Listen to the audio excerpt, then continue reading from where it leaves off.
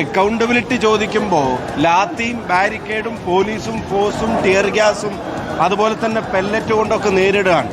ഇത്രയും കുട്ടികൾ മരിച്ചിട്ട്, ഇത്രയും ക്രൂരമർദ്ദനം നടന്നിട്ട് ഒരു നടപടി എടുക്കാതെ വിദ്യാർത്ഥികളോടൊപ്പമാണെന്ന് വെറുതെ വിടുവായത്തം പറയുന്ന ഒരു പ്രധാനമന്ത്രിയും സർക്കാരിനുമെതിരായിട്ടുള്ള സമരം നിരന്തരമായേ തീരൂ.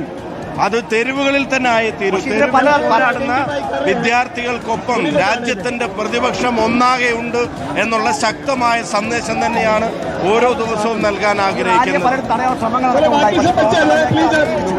ശരിക്കും ഇത് ലോ ആൻഡ് ഓർഡർ അല്ല, ഇത് അവരുടെ ഫിയറും ഫെയിലിയറുമാണ്. ഭയമാണ് അവർക്ക്. ഓരോ പ്രതികരണങ്ങളോടും ഭയമാണ്. അതല്ലെങ്കിൽ ആരെങ്കിലും ആ കുട്ടികളെ ഇങ്ങനെ ട്രീറ്റ് ചെയ്യൂ എന്നാണെങ്കിൽ സർക്കാരിന്റെ ഭയമാണ് തടഞ്ഞിരിക്കുന്നത്. ഷാഫി പറമ്പിൽ PK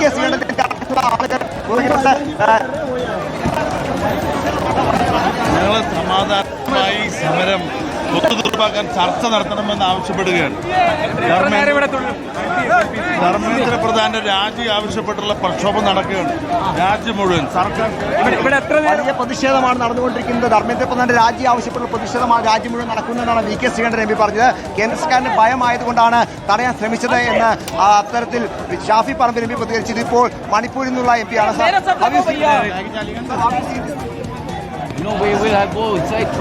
മണിപ്പൂരിൽ നിന്നുള്ള കോൺഗ്രസിന്റെ ഏക MP ആണ്. അദ്ദേഹമാണ് ഇപ്പോൾ അകത്തേക്ക് പോയിരിക്കുന്നത്. അതാണെങ്കിലും വലിയ പ്രതിഷേധമായി ഈ റാലി ഇവിടെ എത്തിയിരിക്കുന്നു. ദൃശ്യങ്ങളിൽ നമുക്ക് കാണാൻ കഴിയും എത്രത്തോളം പ്രവർത്തകർ ഇവിടെയുണ്ട്, മാധ്യമപ്രവർത്തകർ ഇവിടെയുണ്ട്, പോലീസുണ്ട്. ഒരു വശത്ത് പ്രവർത്തകർ വലിയ തരത്തിൽ മുദ്രാവാക്യം വിളിച്ച് നിലയുറപ്പിച്ചിരിക്കുന്നു. പ്രവർത്തകരുടെ നീണ്ട നിലയിൽ നമുക്ക് കാണാൻ കഴിയും. പ്രവർത്തകർ വലിയ തരത്തിൽ മുദ്രാവാക്യം വിളിച്ചുകൊണ്ട് ഈ പുറത്ത് അവരുടെ നേതാക്കൾ തിരിച്ചു വരുന്നത് കാത്തിരിക്കുകയാണ്. ഏത് തരത്തിലാണ് ഈ പ്രതിഷേധം ഇപ്പോൾ മുന്നോട്ട് കൊണ്ടുപോകാൻ പോകുന്നത് എന്നാണ് ഇപ്പോൾ അറിയേണ്ടത്.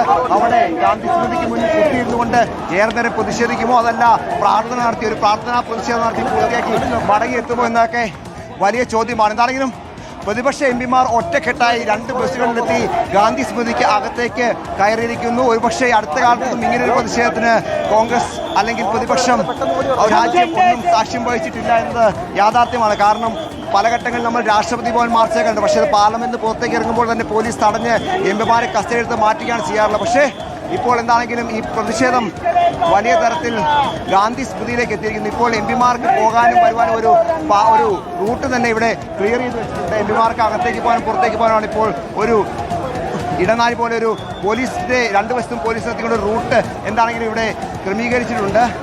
വലിയ പ്രതിഷേധമായി ഈ പ്രതിഷേധം മാറി എന്ന കാര്യത്തിൽ യാതൊരു സംശയമില്ല മാധു. ഇന്നലെ കഴിഞ്ഞ ദിവസം രാഹുൽ ഗാന്ധി പ്രധാനമന്ത്രിയുടെ വസതിക്ക് മുന്നിലേക്ക് നടത്തിയതിന് സമാനമായി തന്നെ ഇന്നിപ്പോൾ ഗാന്ധി സ്മൃതിയിലേക്ക് രാജ്യത്തിന്റെ ആവശ്യം അത് കേന്ദ്ര സർക്കാർ തള്ളിക്കളയുകയാണ്. യുവാക്കളുടെ ആവശ്യം കേന്ദ്ര സർക്കാർ തള്ളിക്കളയാണ്. ഒരു അടിയന്തരാവസ്ഥ അടക്കം പ്രഖ്യാപിക്കാനുള്ള ശ്രമം ഉണ്ടായി എന്ന് കാണിച്ചുകൊണ്ട് എന്താണെങ്കിലും പ്രതിഷേധം ശക്തമാക്കിയാണ് കോൺഗ്രസ് ചെയ്യുന്നത്.